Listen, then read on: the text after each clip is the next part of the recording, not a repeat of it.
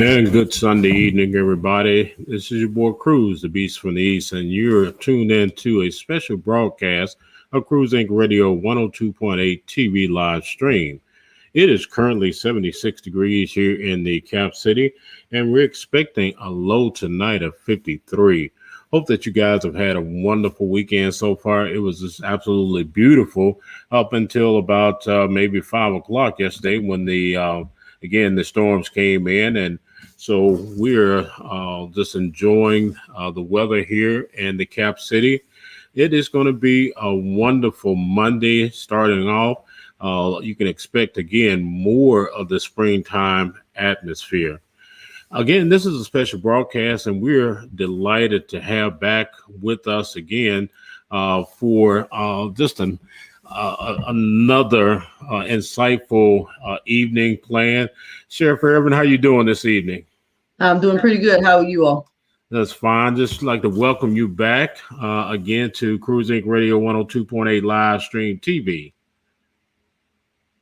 It's my pleasure to be here, as always. Hope everyone was well. Absolutely.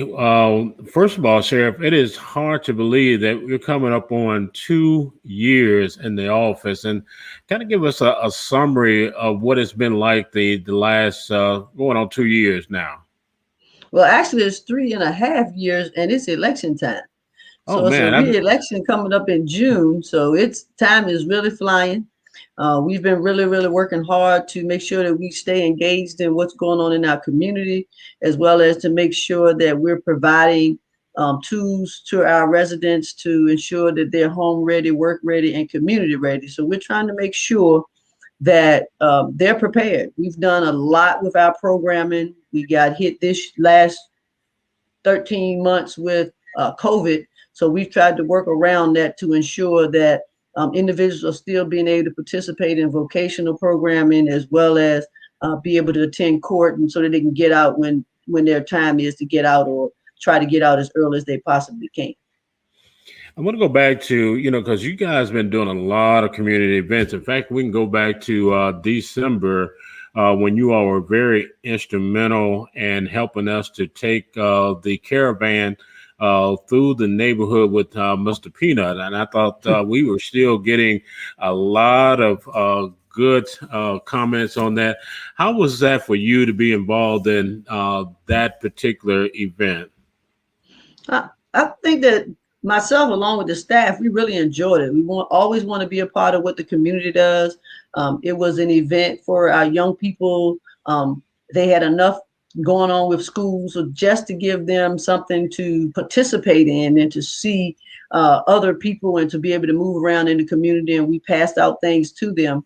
So I think it was a very good event. It gave us an opportunity to actually be out in the community. And as you know, I try to be in the community as much as possible. Have been in the community prior to taking over office, and will continue to be a part of the community. This is my city, the city of Richmond, where I've been born and raised. Always been a part of what goes on around here, and want to continue to do that. And I think my staff really enjoyed that. They're getting used to being a part of the community now, instead of just a small group of people, but anybody that works for us can be a part of different community events. And I think they enjoy that. I don't want to say kudos to your staff, because logistically, it was flawless in terms of coordination, the route coordination, getting over 200 bags prepared and distributed that morning. So this was quite a undertaking. And again, it just goes to your leadership and how your team as a whole performed. I was just, not that I wasn't going to be impressed, but I was just like, wow, this is just like, it was seamless. Right. They take pride in what they do, and anything that has to do with community. Like I said, they're grateful to be a part of it, and they're happy to be a part of it. So we try to make sure that we can do as much as we can for our community, which is the entire city of Richmond. Now, yesterday you had a tremendous giveaway. Also, tell us about that and how that also came about. On yesterday, we had a food distribution with a lot of our community partners, one of our major partners being Feed More, to ensure that we could be able to provide meals for individuals. We had given out vouchers to several of the inmates' families, as well as individuals that have been incarcerated with the Families of Assisted inmates. We have worked with them as well. GRTC was one of our partners. Anthem was one of our partners. But we served probably over 650 people. We had a bump at the beginning because a lot of people didn't think that we were actually giving out food. One of the guys came by and said that they thought it was a sting or some type of operation. So we did serve a lot of people on site, but what we did is we went out into the community as well to ensure that individuals were able to have meals. We want to make sure that families were able to eat. We had people to take meals to the south side, north side, west end, as well as the east end. But then we had a lot of individuals that came through. We had a lot of churches that had seniors in their congregation that weren't able to come over, so they came and got them, and as well as us taking the meals to them. So we wanted to make sure that they could eat and have meals for at least a week or whatever it is, to ensure that they were able to hydrate as well, because everything was in there: produce, non-perishables, hams, chicken, those types of things, vegetables. So a lot of things in there for them to make sure that they got a good meal. Before we talk about the inmates and Corona and the staff updates, I want to go back to and get an outline from you of all the programs that you have implemented and will be implementing, and kind of give the Central Virginia and those that are currently watching a breakdown of the programs that are currently in place. We have different types of programs. We're expanding our vocational programs to ensure that individuals are getting tool-based skill levels so that they can go out and get jobs and be able to make better wages when they get out. We're working with them on that, and that's been very helpful. We have individuals that are doing HVAC, that are doing carpentry, that are doing construction, that are doing forklifting. So we have individuals that are doing a lot of different vocational skill type hands-on things, that making sure that they can actually go out here and get good productive jobs and not have to resort to other things. So we've been really, really working on that. We still have our substance abuse programs, our mental health programs. We've obtained over $2.5 million in grant funding to ensure that the individuals that reside in our justice center are able to go out and be ready to work really hard and be a part of the community, as well as be a part of their family. So we're really working on that, mental health programs, to make sure that we're connecting those individuals that may have some type of mental health concerns, that they can actually connect with the resources while they're in the facility, so that they can go and be able to do what they need to do once they get out. So we're working on that education-wise. They're still working on GEDs as well as higher education, if that's something that they need. So we want to make sure that people are getting certifications, not just attending classes, because you get jobs with certifications, not just because you attended some type of program. So our program is about getting people certified, getting them connected to jobs before they leave the facility, so that they can actually have a job. That is phenomenal. I want to echo what Costella just said a few minutes ago. First of all, that's awesome. And then congratulations. And Costella is actually listening to us from all the way in California. So your audience is not only here in Central Virginia, but people love what you are doing. And again, this is, I'll be remiss in my duties. This is March is Women's History Month. And you made history. 2.5, 3.5 years ago? See, COVID got me, Sheriff, so I had to kind of count on my fingers and say, okay.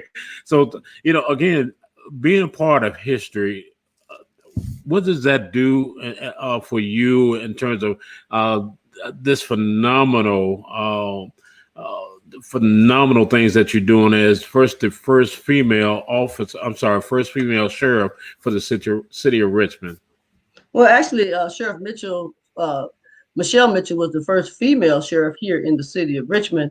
And between that, Sheriff Woody was there. But it's always a pleasure to be able to follow in the footsteps of other women that have made history and been a part of what goes on in this city.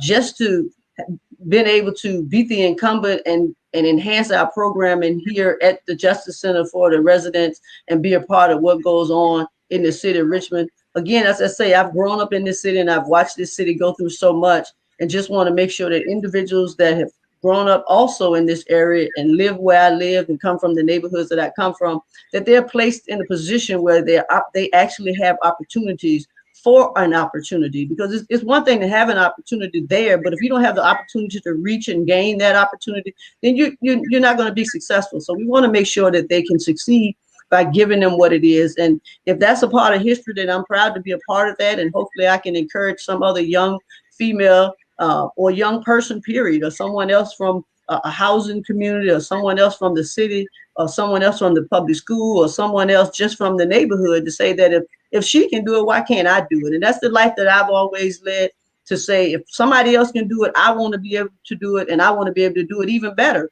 because they started the foundation for me, and I have to make it better for the next person. That's awesome. Also, let's move into some updates here. Then we're going to finish out with the conversation about the campaign and some other things that you have slated as well. First of all, everybody, of course, that has family and loved ones that are housed at the jail and work in the jail, there are always some concerns. So what is being done at this time to continue to make sure that everyone, including the residents and the staff, are safe? Well, we have protocols, and we're doing our best to make sure that everyone's following those protocols. When new individuals come in, we make sure that we put them in a quarantine to ensure that if they have anything, that we can take care of that medically. And what we're going to be doing moving forward, as soon as we get vaccines, is to offer them an opportunity to get a vaccine when they first come in. We're also testing people for COVID when they first come in. We're giving flu shots, shingles, and pneumonia shots as well. So we're trying to make sure that individuals are healthy, or if we know that there's something wrong, that we can work with them as soon as they get in. We do quarantine individuals that may have COVID, and then we cohort individuals, positive people with other positive people. And we've gotten that direction from the Department of Health and CDC in reference to people that may be positive. Any staff members that may have symptoms or anything, we make sure that they're not working. And we also do the contact tracing to make sure that we're getting anyone that may have been around them, to include inmates or staff, to make sure that they're tested, as well as making sure that they are quarantined if that's what needs to be done. So we're cleaning. We're making sure that we're cleaning every day on a regular basis. We've had some cleaning overnights and parties. It's March Madness, so we're trying to take advantage of that, because we know that the individuals that reside at the Justice Center want to watch basketball. So that's a great opportunity for them to clean up while they're watching. We've already had over 117 inmates to take their second dosage of the first dosage, and 103 to take their second dosage. And on Tuesday, we have almost 200 individuals that have signed up to take their first dosage, and then a few of the ones that missed their second dosage will be taking their second dosage of the vaccine.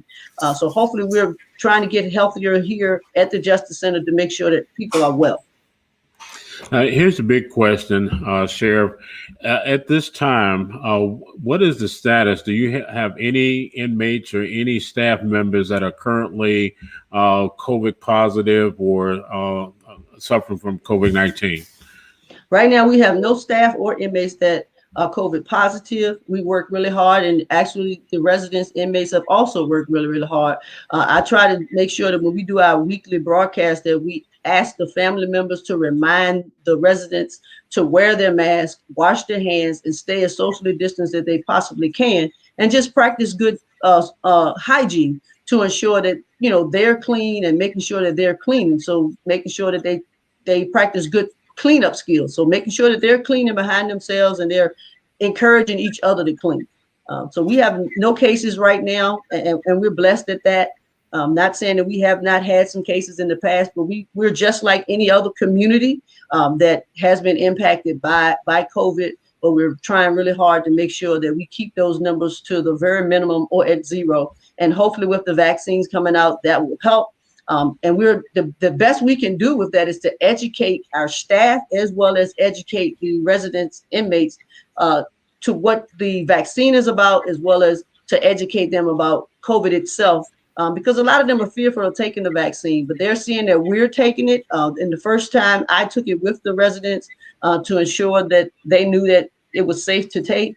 And then we've been taking it, they've been taking it. So we're just continuing to have that conversation about COVID and the vaccines. And now that they have the new vaccine, some of them don't want to take it twice, have to take 2 shots. Some of them, are concerned about what's the percentage of not getting it again. And some of them are concerned about having to quarantine even after they've been vaccinated.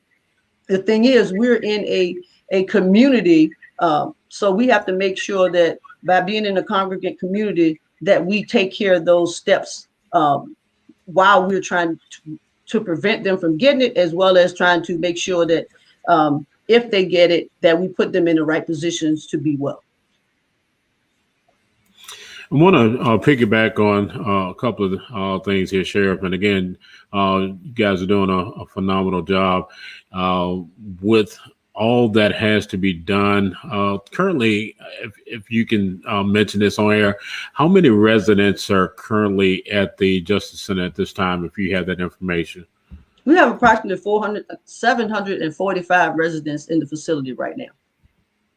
And see, and that's a lot going on with the individuals and also with the staffing. And so on a day-to-day basis, you said you're doing cleaning during March Madness. Here's a question for you: who's your team right now? Who's my team right now?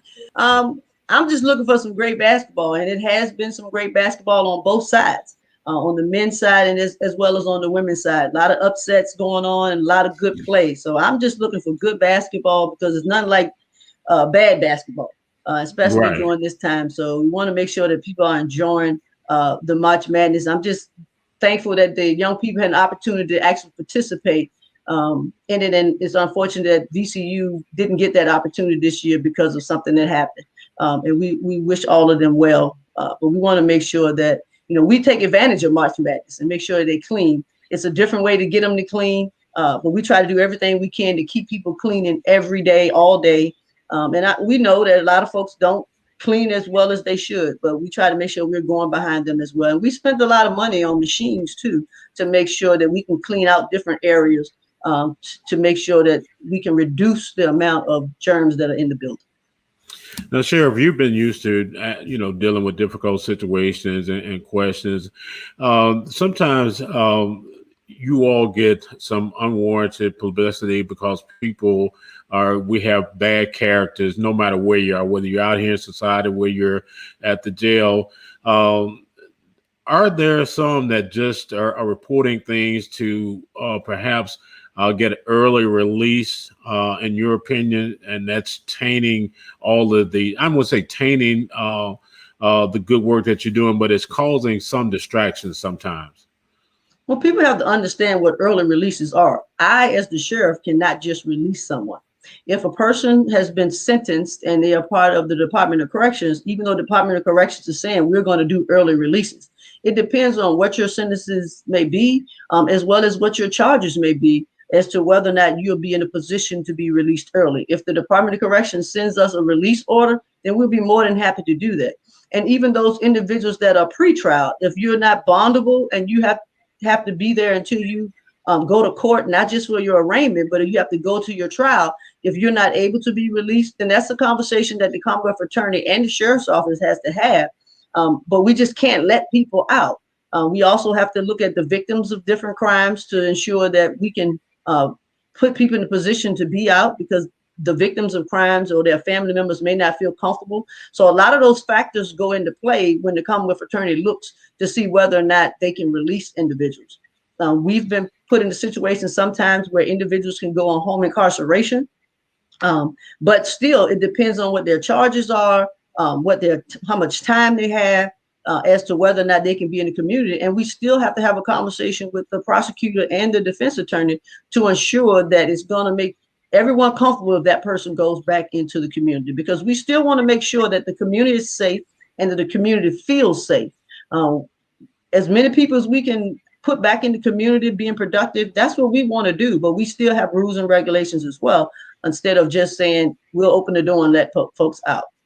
And if you're sick, same thing. We have to make sure that you're able to be well going out into the community. And we've worked hard with our medical staff as well as with the health department and the different medical institutions around the city to ensure that people are being taken care of. Sarah, I'm glad that you took the time to really explain that, because, again, a lot of people think that it's up to you to make that the final decision of who goes home, when there are other entities that are involved in that. And I think, again, not only your department, but other departments of correction come with that same scrutiny a lot of times, and people need to become more knowledgeable. Is there, like you mentioned before, and I have it scrolling across here, you give weekly updates from the jail. Is that correct? Yes, we give weekly updates. We either do them in Pulse Check on Facebook or YouTube. We try to make sure that we keep everybody in communication, and we also give them to our staff as well to make sure that they know what's going on, because we may not be able to reach everybody at once. We also try to make sure that sometimes we have more than one communication during the week, because we want people to feel comfortable, and some people feel that we may not be giving all the information that they want to hear, but we're giving them the information that we can provide at that particular time to ensure that we're comfortable with that, and that they're comfortable knowing that we're providing information. And at any time, if someone has questions, they can give us a call. We actually still have our COVID hotline up, and they can call that hotline number. And I don't have it with me right this second, but the number hasn't changed. So if you have that code, or you can just call my office, you can call my direct line, and someone will answer, or I'll answer, and we'll try to get whatever information it is to you that we need. And that number is 804-646-6229, 804-646-6229. And we'll have someone to give you a call back. It may not be me, or it may be me, and we'll try to make sure that we can get the information to the individual you're trying to communicate with, or actually have one of our staff members to have them call you back. Give me the number once again, Sheriff. We're going to make sure we put that on the screen. Okay, it's 646-6229, and that's my direct office number. So if I don't answer, someone will answer. If not, leave a message, and we'll get somebody to answer it, especially if it's during the week. But if it's on the weekend, we may or may not have someone there to answer it, because that's my direct office number. And again, I appreciate it, because that was going to be my next question about the hotline. I recall before you mentioned that you had it. So you guys are very transparent, and I think that that's important. What people need to know, that they can still call and find out information, certain information about their loved ones. Is that correct? Yes, they can call, and they have to also know that the individuals that are residing at the Justice Center are actual adults, and we can't provide them with specific details about them, but we can always have them to call them back and let them know what's going on with them. I'm working on a situation right now that a parent messengered me about their loved one. So I'm trying to make sure that we're having somebody to connect with that young man right now to make sure that he's getting the care that he needs, because he's never been in trouble before, and we want to make sure he understands what he's going through, and making sure that he knows what his next steps are. So we work really, really hard to keep in communication with family members, as well as to keep in communication with our staff and the residents. Just had someone to stop me out today while I was canvassing about visitation, and I was honest with them. She wanted to know, when would we start visitation back up, and the conversation went about COVID. She said she hasn't even had the opportunity to have her vaccine, and she was glad that we had been given the inmates vaccines. But her concern and my concern, we had the conversation about, if we let people back in to visit, and we don't have person-to-person visits, we have visits that are still on the screen, even if they come into our facility, we would have to make sure that we are spacing and social distancing, and everybody's following all the protocols, because we wouldn't want someone in there that has symptoms or has the virus just so that they can come in and visit. We would have to make sure that they're also following all the protocols. So we still have to work on spacing. When will we start visitation back up? My original goal was about September, being that people are getting vaccinated, and hopefully everybody will have gotten, or as many people as can have their vaccines by the end of April, and we can possibly start in May. We would like to be able to do that, because individuals don't share the tablets for visitations as they should, or the phones as they should. And that's why we ask family members that know that their individuals are calling them all the time to let other people use the phones and tablets as well, and stop monopolizing the communication. So we're trying to make sure that those things are happening as well. But again, this is an institution, so people act as they do in an institution. Absolutely. I want to say hello to David Burns. He's watching from Cedar Hill, Texas. And he also said that everything sounds great in terms of what you're doing. So, again, the people that are knowledgeable and people that understand what a tremendous undertaking that you have. How many staff? Well, I don't want to ask that question because, again, that's kind of a safety thing. But you basically oversee all of the residents, all of the staff. That's almost like running a small community, isn't it? Well, it's like having a little corporate job, but it is a community. We have staff, we have inmates, we have contractors that come in and out of the building. So we have a lot of people that are right in our area that we have to manage, and people that manage other people as well. So we have to make sure that everybody's being informed and that people are following the rules. We all have to follow rules to ensure that we can get the jobs done successfully. Whether it's in the courthouses, whether it's out while we're serving civil process, or we may be having a mental health crisis that we have to deal with, or we're working inside the facility. So we're working really, really hard to make sure that our staff members get very good training to ensure that we can deal with the different communities. We do our crisis intervention training. We do our de-escalation training. Tomorrow we'll be having some communication is Autism Month in April. So we're working on how is it that we can deal with individuals that may have some type of intellectual concern, that we need to make sure that we're understanding what goes on, because there are a lot of situations that come up where individuals, is not that it's a behavior problem, but it's an intellectual or mental issue that we have to make sure that we're understanding. And we have to do that also on a daily basis, because we have a lot of different people that have a lot of different makeups, and making sure that we're effectively communicating with one another so we can effectively communicate with the individuals that we come in contact with on a daily basis. You know, Sheriff, last week I was interviewing some staff members from the Universal Mental Health Services. And as part of my research, it talked about, especially here in Central Virginia, that about 1 out of 4 inmates may have some type of mental, not always severe, but some type of mental health need. How robust is your program in terms of dealing with those inmates? I hate to call them inmates, but residents that do have some type of mental health necessity or need some type of counseling? Well, we have counselors inside of our facility. We have mental health staff that work in our facility, and I'm looking in the very near future to get our own social work or mental health clinician to work for us at the sheriff's office to ensure that we're reaching as many people as we possibly can. We have to come in contact with a lot of different people that's going through a lot of different crises. And we want to make sure that A1 is our communication and our observation. We have to make sure that we're watching out for the small signals that people overlook, to ensure that we're working with individuals through whatever crisis. And we're glad to have partners like the behavioral health individuals, as well as our mental health staff from our medical provider, as well as OAR, and different people that work with us. We have a pilot program that we've been working with at the sheriff's office to make sure that resources are available to individuals while they're there, as well as resources are available to individuals through a connection when they get out.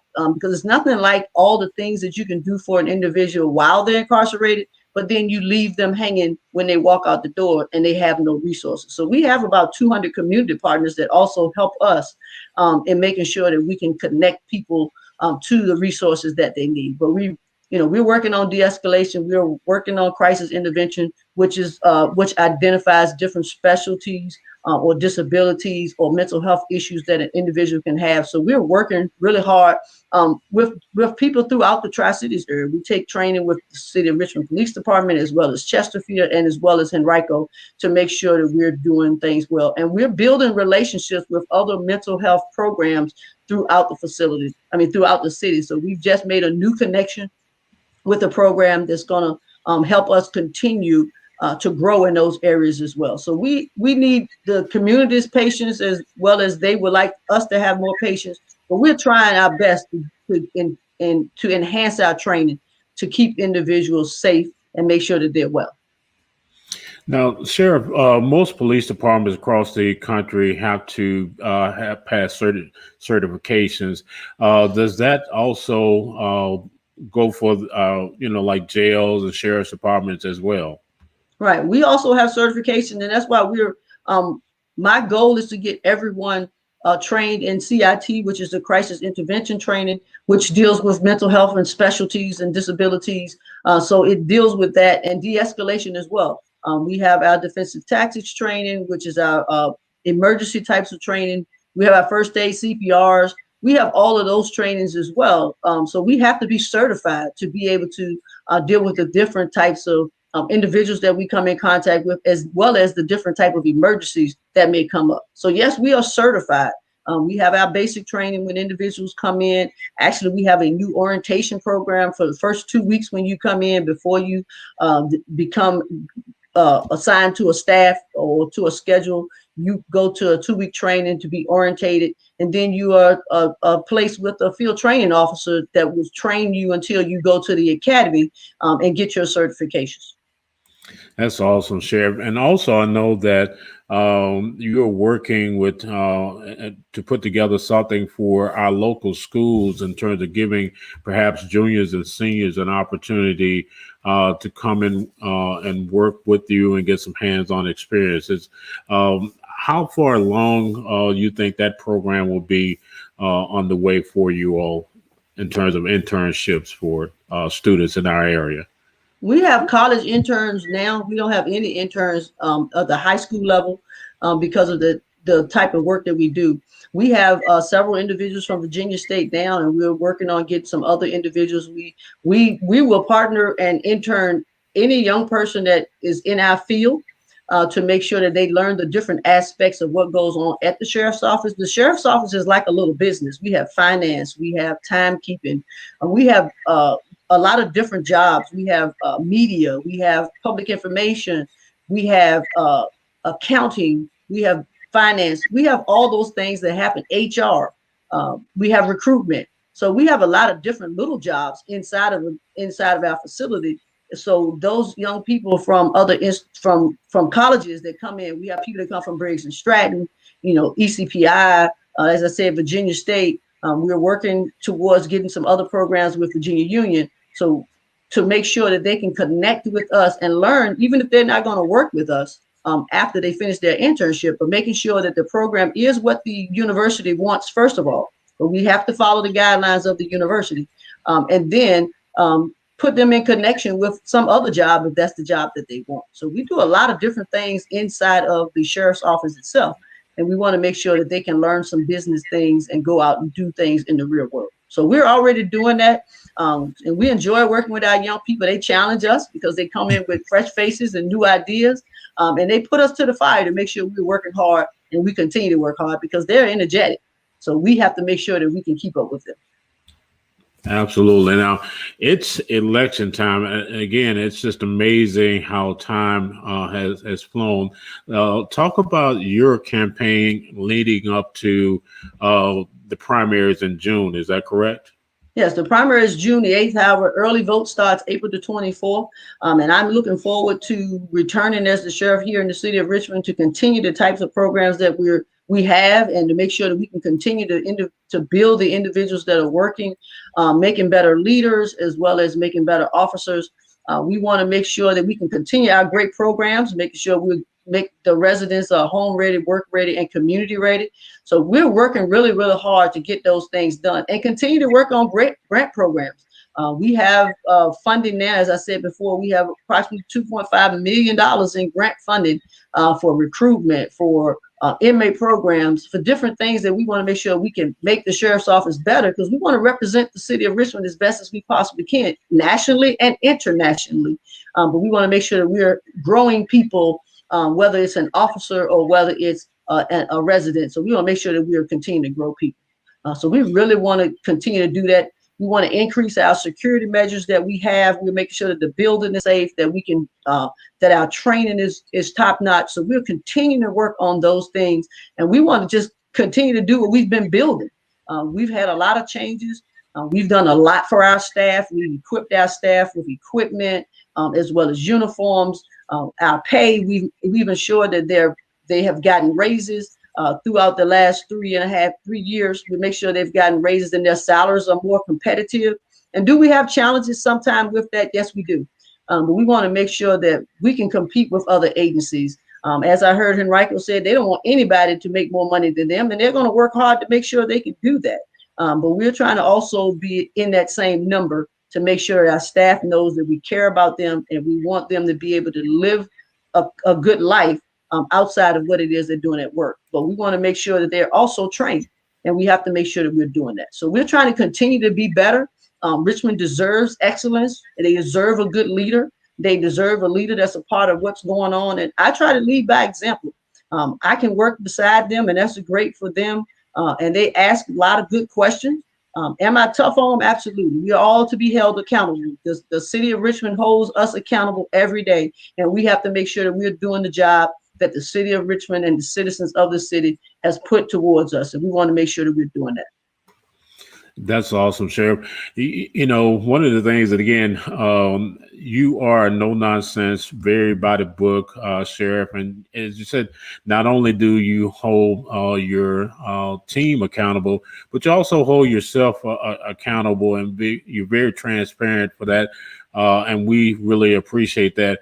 And just want to go through some of the comments here because, again, people are tuning in, watching. I want to say hi to Dr. Davina Blackett-Smith from Woodbury checking in with you. And she said that she loves the incentives.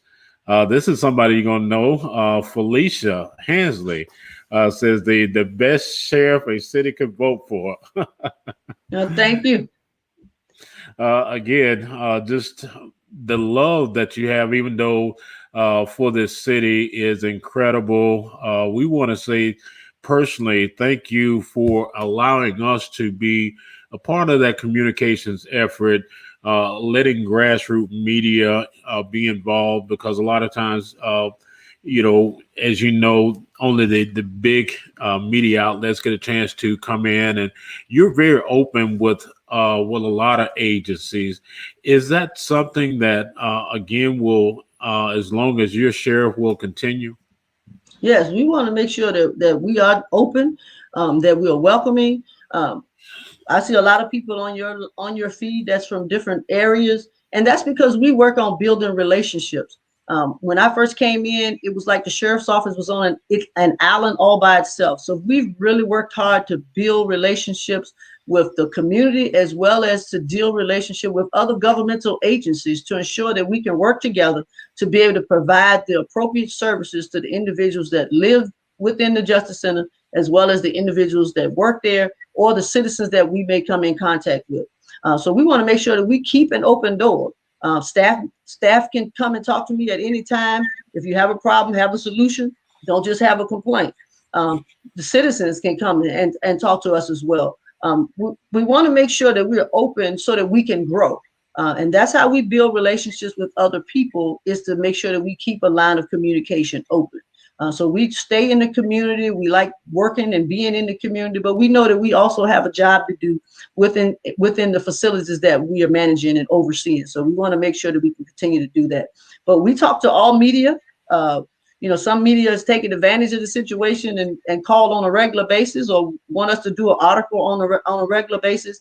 But we still tell them that we still have work to do as well, and we can't take a lot of time away from what we have to do. But we have no problem speaking with any media, whether it's small stream media, grassroots, or whether it's main media. So we're really appreciative of the rapport that we have with you guys in media. It started out a little bumpy, but people realize that, you know, I am who I am. I'm transparent, but I also don't want you to think that you're going to treat us any kind of way, because we're working really hard, and we want to be able to do our job. But we'll communicate with you as much as we possibly can. Now, Sheriff, I'm about to say something. I'm saying this with all sincerity, and it has everything to do with who you are as a person. Ever since I've met you, you've always been straightforward. You've always known, I know where you stand all the time. You're a straight shooter. Your integrity is impeccable.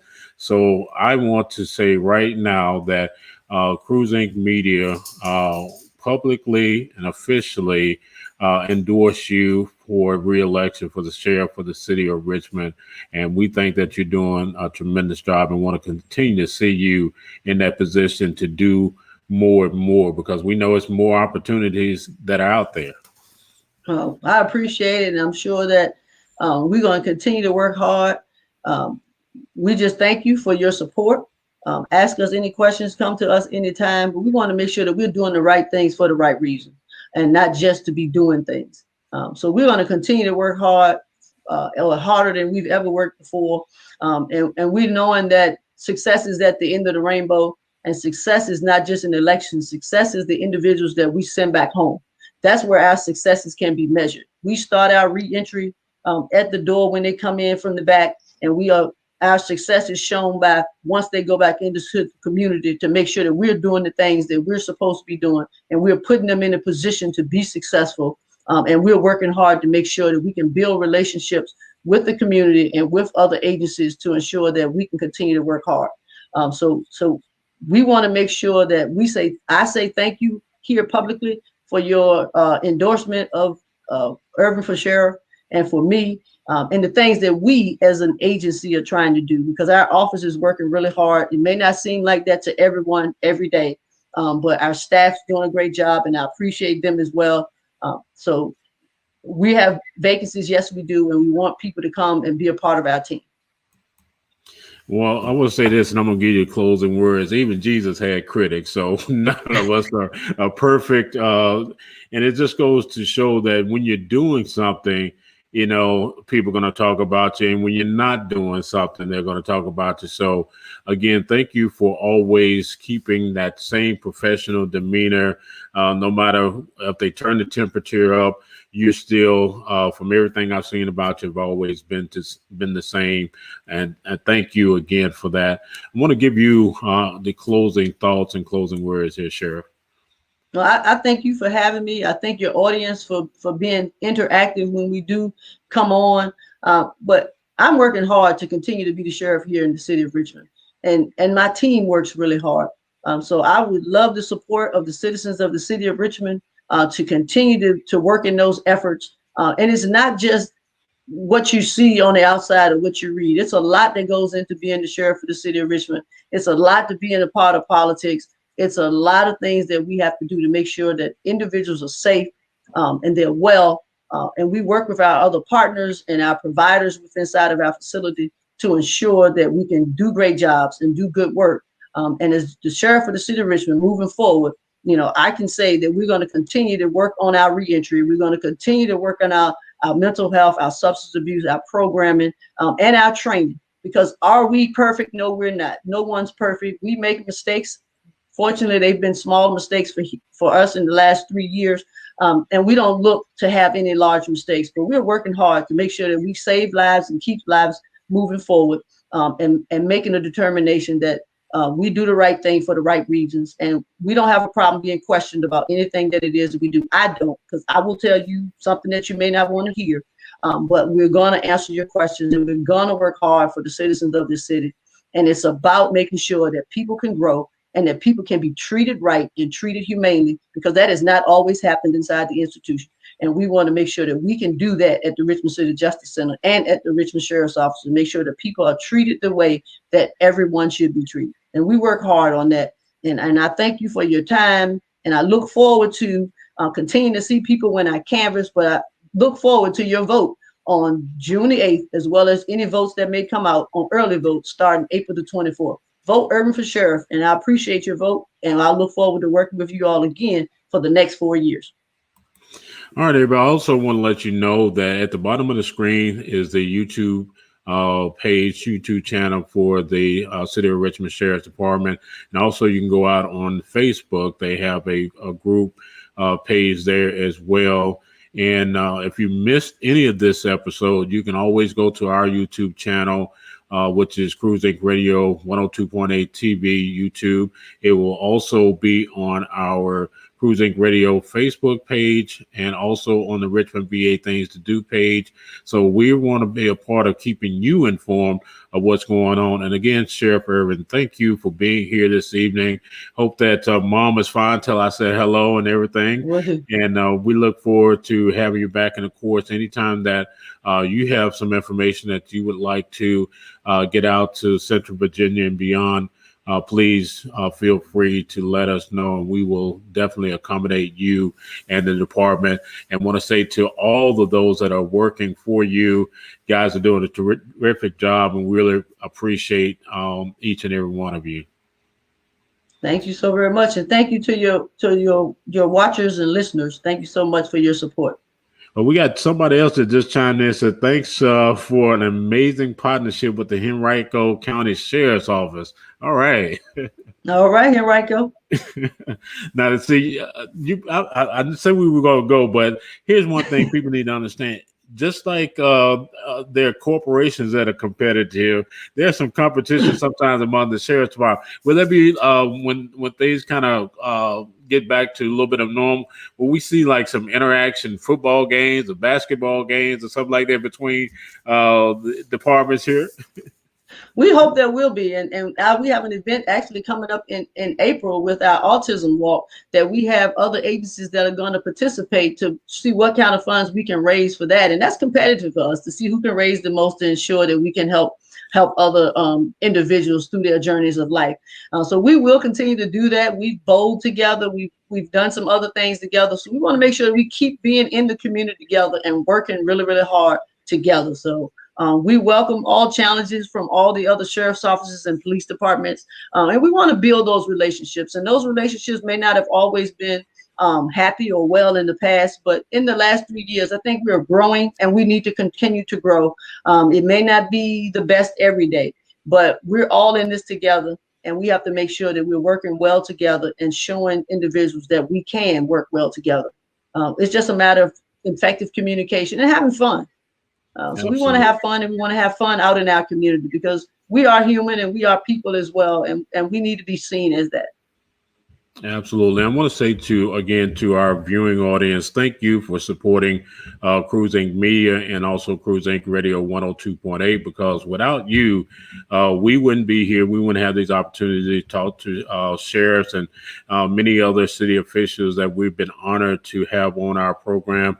And we'll let you know that we're a 24-hour, 7-day-a-week internet radio station, an award-winning radio station at that. So thank you all again, because that award came from the people. I want to let you know to please go to our YouTube page, which is Cruz Inc. Radio 102.8, Facebook page, like and follow us, and then go over and listen to our station, because I want to brag just a little bit, Sheriff. I believe when it comes to the internet radio that we have one of the best programs. We have gospel, we have smooth jazz, we have talk shows, we have some of the best R&B. And again, I'm saying this because of the team that I have behind me, and Sheriff Irving knows that we can't be successful as CEOs and sheriffs unless you have a good, dedicated team behind you. And I want to say to my team, I certainly appreciate each and everything that you guys do. In this closing sports analogy here, Michael Jordan could score a lot of points by himself, but he did not start winning championships until he had the support and teammates that brought in. So thank you guys for all you do. And I'm sure Sheriff understands that wholeheartedly, what it means to have Black excellence, a whole list of people that believe in you, trust in you, and want to work with you to be successful. Yes, sir. All right, everybody. This is your boy Cruz, the Beast from the East, and you've been with Cruz Inc. Radio 102.8 live TV stream. And we thank Dr. Antionette V. Irving, Sheriff of the great city of Richmond, VA, the Cap City. You guys have a wonderful evening, and we'll be back with you. We got some more upcoming superstars like Dr. Irving coming on the program soon, so you guys stay tuned. All right, have a good one, everybody. This is your boy Cruz, and we're out of here.